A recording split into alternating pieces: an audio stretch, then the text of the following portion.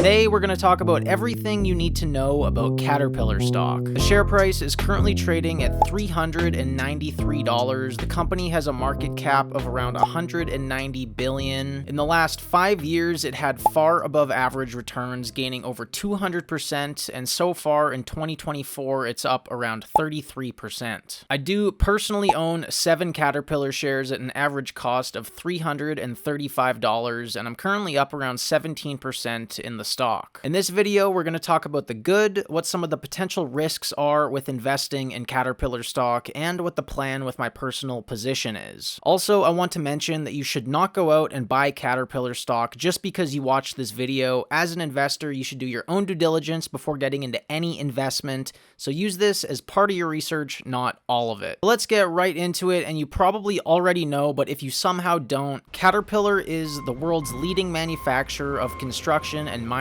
equipment. They also build diesel and natural gas engines, turbines, train engines, and have a whole financial branch of the company for managing financing, and do more than that, but that's pretty much the gist. So let's start by looking at some of the reasons you might not want to own Caterpillar, then we'll get into why I'm still bullish and what my plan with my personal position is. The first thing to understand about Caterpillar is the business does tend to be pretty cyclical. We can see this from the revenue chart from the last 20 years. We hit $65 billion in 2012 and then went all the way down to $38 billion in 2016. Then we bounced around a lot and have had pretty steady growth since 2020. In their latest earnings report, sales and revenue and operating profit have gone down about 4 and 5%. And now I don't necessarily think it's a for sure sign that we're heading back into a cyclical downturn, but I would say it's a risk when buying CAT right now, and there is a chance that you'd be buying the stock at the height of an economic cycle. Morgan Stanley also recently released a downgrade in their Caterpillar price target to $332 and pointed mainly towards inventory problems, which Caterpillar is currently sitting on around $17 billion of inventory, which has continued to trend up since like 2019.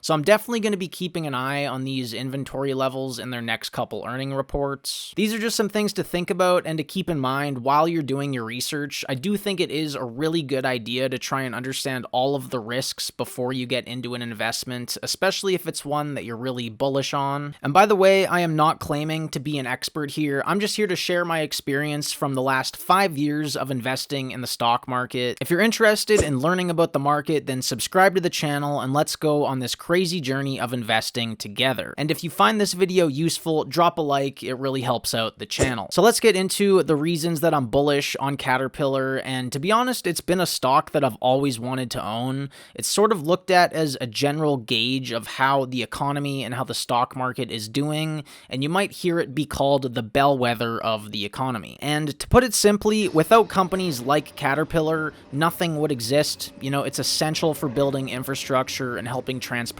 goods across the country. It's also incredibly hard to start a company like Caterpillar. You know, it has a really big moat around the business because the barrier to entry is so high. It's really hard for these upcoming competitors to gain market share in that industry, and it means Caterpillar is actually a really, really safe investment. It's also an internationally established brand, and they sell in North America, Latin America, Europe, Africa, Middle East, and Asia, and they have had steady revenue growth since around 2020. And like I mentioned, revenue was a bit shaky in their latest quarter, but I do think, at least for the North America market, interest rates are dropping, which I think could be really beneficial for mitigating that cyclical risk to Caterpillar. I'm also not necessarily a dividend investor, but Caterpillar does have a 1.4% annual yield that pays quarterly, and they have a really solid history of increasing their dividend almost every year. Again, this just proves how established of a brand they are, with the stability in their free cash flow to be able to pay solid dividends. They also have over a 16% profit margin, which is not only higher than their main competitor, John Deere, but it's actually really impressive considering how capital intensive a business like Caterpillar is,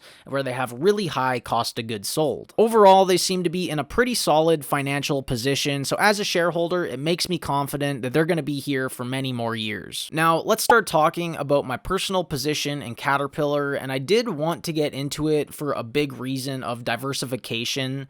For a long time, my portfolio was really heavily weighted in a lot of tech stocks, and I wanted to diversify into something like industrials. I started buying it this year around summer, and obviously I have a cost basis of around $335.